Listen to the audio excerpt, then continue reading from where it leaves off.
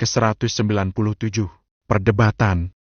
Yongki begitu takut jika sampai putrinya seperti dirinya yang berubah drastis saat sekolah di luar negeri tanpa pantauan orang tua. Sebab pergaulan yang bebas membuat dirinya menjadi nakal. Maksudnya ayah apa? Ayunda kuliah di Kairo begitu? Tanya Ayunda was-was. Iya sayang. Dulu ayah juga masih belum yakin.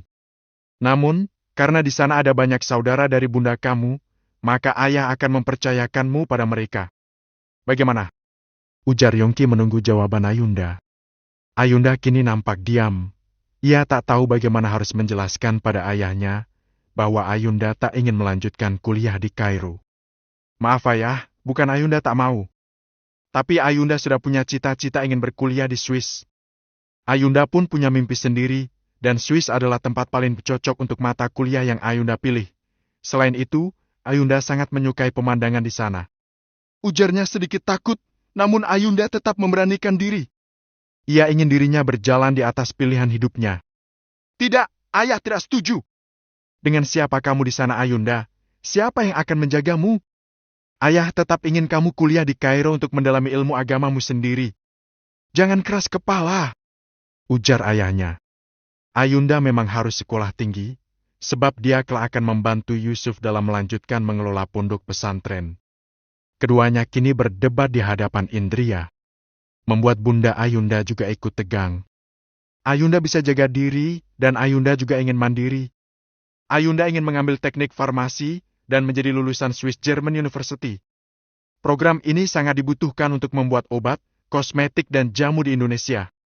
Tolong jangan menghentikan Ayunda mengejar mimpi Ayunda sejak dulu. Ujar Ayunda menahan tangisnya. Apa kamu tak ingin mendalami ilmu agama Ayunda? Ayah hanya takut jika kamu seperti ayah dulu. Tanya sang ayah nampak sedikit kecewa dengan sikap Ayunda yang keras kepala. Yongki dulu pernah rusak sebab pergaulan bebas. Dia pun tak ingin hal itu terjadi pada Ayunda. Tidak, Ayunda tetap ingin kuliah di Swiss German University. Dukung dan doakan saja putrimu ini, percaya Ayunda akan bisa menjaga kesehatan dan juga diri sendiri. Aku hanya butuh restu ayah dan bunda untuk ini. Ujar Ayunda kekeh dengan pendiriannya sendiri. Yongki nampak diam, ia menghela nafasnya panjang. Melihat Ayunda kembali dan merasa tak enak sendiri. Ayah tetap tak setuju dan ingin kamu bersekolah di Kairo. Di sana ada Yusuf yang bisa menjagamu juga Ayunda, sedangkan di Swiss kamu bersama siapa? Tanya ayahnya yang juga sama-sama keras kepala. Kenapa ayah menghentikan Ayunda mengejar mimpi Ayunda sendiri? Bukankah mimpiku membuat obat juga sangat mulia? Tanyanya beruntun. Ayunda sedikit tak terima mengenai keputusan sepihak sang ayah. Sekali tidak ya tidak. Ujar ayahnya yang kemudian meminum segelas air putih dan langsung pergi kembali ke kamar. Ayunda menghela nafasnya panjang, ia sedih tak mendapatkan persetujuan dari ayahnya untuk mengejar mimpi Ayunda yang sudah lama ia pikirkan. Bagaimana ini bunda? Tanya Ayunda pada ibunya. Begini Ayunda, kamu pikirkan dulu baik-baik. Ayahmu hanya ingin kamu merasa aman saja, dan tentunya ingin yang terbaik juga untuk anaknya. Bukan tanpa alasan ayahmu melakukan ini, ia hanya khawatir saja jika kamu sendirian pergi ke sana. Sedangkan di Kairo ada keluarga bunda dan Yusuf yang bisa menjagamu, dan sudah ayah percaya sejak lama. Apakah di Kairo tidak ada jurusan yang sama dengan yang kamu inginkan? Tanya bunda pelan-pelan, sungguh ia benar mengetahui bagaimana karakter anaknya sendiri. Ayunda terdiam, ia tak tahu lagi harus bagaimana menjelaskan pada kedua orang tuanya. Entahlah bunda, Ayunda tak mengerti. Tapi Ayunda benar-benar ingin ke Swiss sejak lama, dan apakah mimpi Ayunda harus berakhir dengan seperti ini? Ujarnya membuat bunda dan Arjun nampak ikut bingung. Kamu pikirkan lagi baik-baik Ayunda. Ayah ingin kamu ke Kairo bukan tanpa sebab, karena ada banyak kerabat di sana yang sudah dipercaya ayah untuk menjagamu. Sedangkan di Swiss kamu sendirian, kalau hanya karena suka dengan pemandangan besok bisa jalan-jalan ke sana bersama. Jadi pikirkan dulu baik-baik. Bukan karena ayah tak ingin kamu mengejar cita-cita, namun ia hanya ingin memastikan jika anaknya baik-baik saja dan terjaga. Itu saja. Ujar Indria pertama kali memberi Ayunda nasihat sepanjang ini. Ayunda terdiam lagi, ia bingung harus bagaimana. Sedangkan Ayunda telah memimpikan berkuliah di Swiss sejak lama. Sudahlah, kamu lanjut makan dulu. Bunda akan pergi untuk menenangkan ayahmu, dan setelah ini langsung berangkat saja ke sekolah Ayunda. Bunda percaya keputusanmu, ujar Bunda yang kemudian pergi menyusul ayah ke kamar. Ayunda terdiam, ia bingung harus bagaimana lagi sekarang.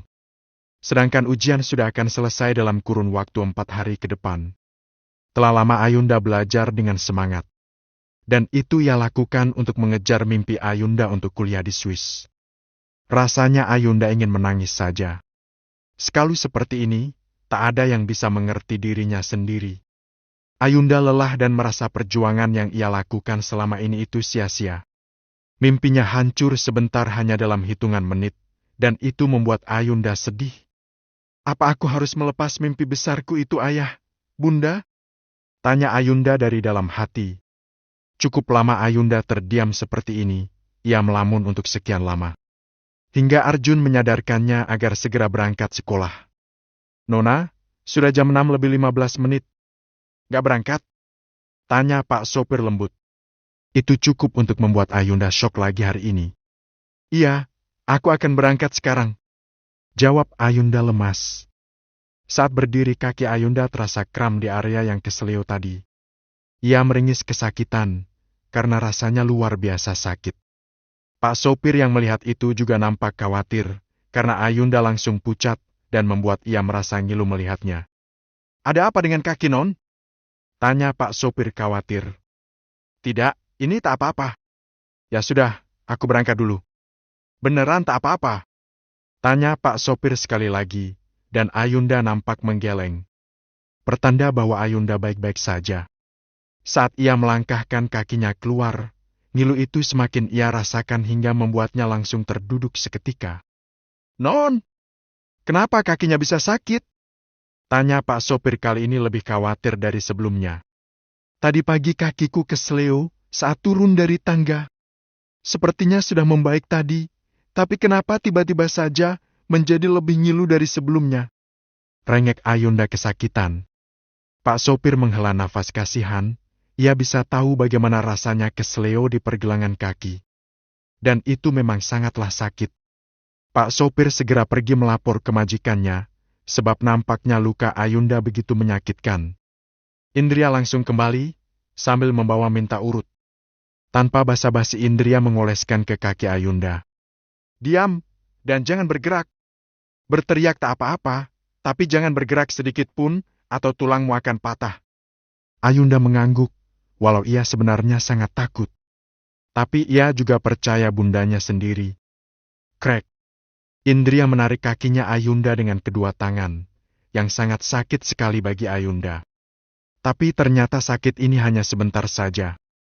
Selesai, jangan lupa olesi minyak zaitun dengan rutin.